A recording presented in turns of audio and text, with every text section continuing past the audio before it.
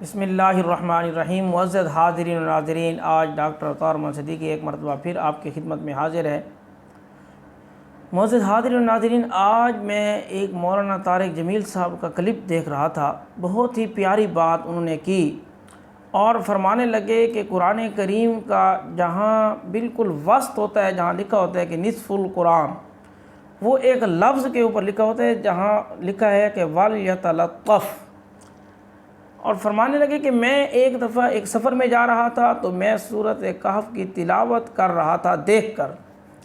کہتے ہیں زبانی تو مجھے یاد تھی لیکن قرآن پاک کو دیکھ کر پڑھنا، تو میں ان کو دیکھ کر پڑھ رہا تھا۔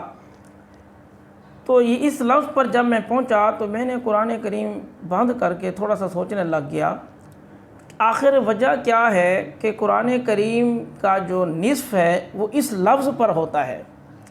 کسی اور لفظ کو بھی اللہ تعالیٰ لا سکتے تھے، اس لفظ کو وَلْيَتَلَطَّفْ یہ لفظ لانے کی آخر کیا وجہ ہے؟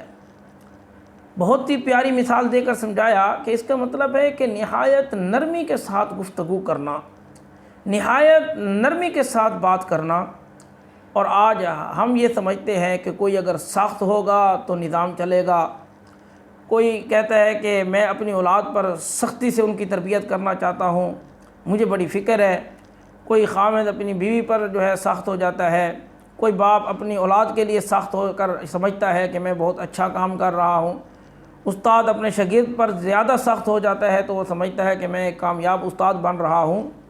اسی طرح مالک جو ہے وہ ملازم پر، آقا خادم پر بہت زیادہ سختی کر کے سمجھتے ہیں کہ ہمارا ایک رعب اور دبدبا بھی رہے گا اور میں ایک کامیاب اپنا جو ہے وقار رہے گا میرا۔ جبکہ قرآن کریم کہہ رہا ہے وَلْيَتَلَطَّفْ، نہایت نرمی کے ساتھ پیش آنا۔ جہاں قرآن کریم نے نبی اکرم صلی اللہ علیہ وسلم کا تعارف کروایا ہے، قرآن کریم کی آیت مبارکہ ہے اعوذ باللہ من الشیطان الرجیم، بسم اللہ الرحمن الرحیم، محمد الرسول اللہ والذین معہ اشداء علی الکفار رحماء بینہم۔ اس آیت مبارکہ کا مفہوم یہ ہے کہ محمد اللہ کے رسول ہیں اور جو ان کے ساتھی ہیں وہ کفار کے لیے بڑے سخت ہیں لیکن آپس میں بڑے رحم دل ہیں، آپس میں بڑی نرمی سے گفتگو کرتے ہیں، آپس میں ایک دوسرے کے ساتھ مل جل کر رہتے ہیں۔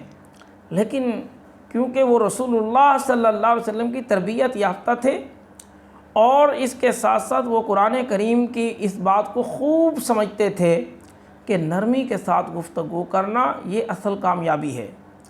آج وہ بزرگ سمجھا جاتا ہے جس کی طبیعت میں سختی ہو، آج وہ بندہ پیر اپنے مریدوں کے لیے ایسے سخت ہوتے ہیں کہ وہ سمجھے جاتے ہیں کہ جی ان کی تربیت ایسی ہے، جی ہمیں دیکھنا اور ہم ان کے ساتھ ایک ایک چیز کا خیال رکھنا، تھوڑا سا بھی ادھر سے ادھر ہو تو یہ سختی کر لیں گے۔ یہ سختی قرآن کریم کہتا ہے کہ آپ کی طبیعت میں سختی بے شک ہو، تب بھی آپ نے دوسروں کے ساتھ جو بات کرنی ہے وہ انتہائی نرم انداز میں کرنی ہے، نرم لہجے میں کرنی ہے۔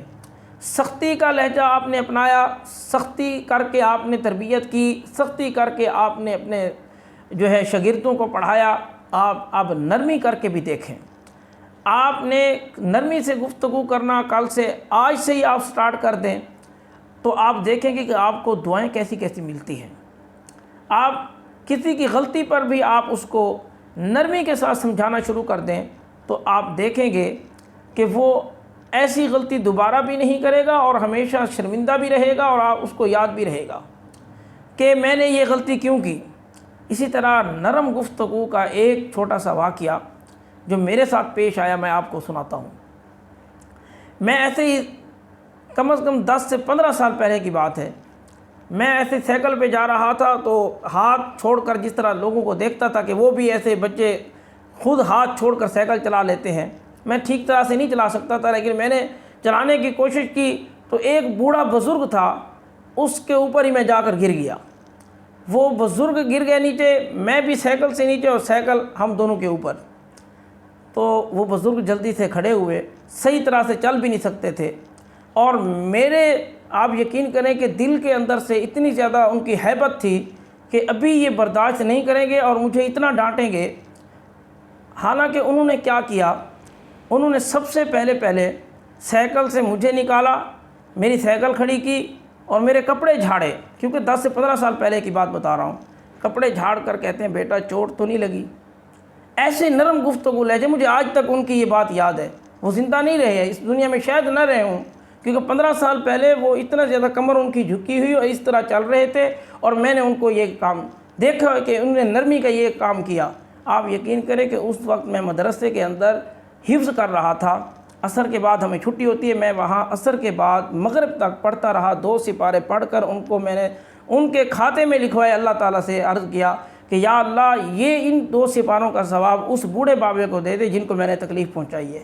اور بعض دفعہ مجھے کتنے دن تک یاد رہے، اور بلکہ 1 سال بعد بھی جب وہ یاد آتے ہیں، نرمی کا فائدہ بتا رہا ہوں، 1 سال بعد بھی مجھے یاد آتے ہیں تو میں کچھ نہ کچھ پڑھ کر ان کو ایصال ثواب اب بھی کرتا ہوں۔ یہ ہے نرمی کا فائدہ۔ اگر مجھے ڈانٹ دیتے، تھپڑ لگا دیتے، ان کا حق تھا، سب کچھ بڑے تھے، وہ غلطی بھی میری تھی، اگر وہ مجھے ڈانٹ دیتے تو ہو سکتا ہے کہ مجھے اس وقت سبق دے دیتے لیکن یاد رہ جاتا، لیکن ان کو اب یہ ان کا اصل جو انہوں نے میرے ساتھ سلوک کیا، جو نرمی کی، اس کا ابھی تک ان کو کچھ نہ کچھ ثمر مل رہا ہے، پھل ان کو مل رہا ہے۔ تو اس طرح نرمی اختیار کرنے کے بہت زیادہ فوائد ہیں۔ امید ہے کہ ہماری ویڈیو آپ کو اچھی لگی ہوگی اور آپ اس کو آگے شیئر کریں، اور اسی طرح آپ جو ہے اپنے رویوں میں نرمی پیدا کریں۔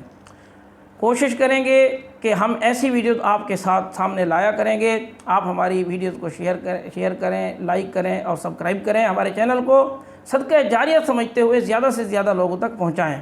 اب مجھے اجازت دیجیے، انشاءاللہ کل آپ سے ملاقات ہوگی۔ اللہ حافظ۔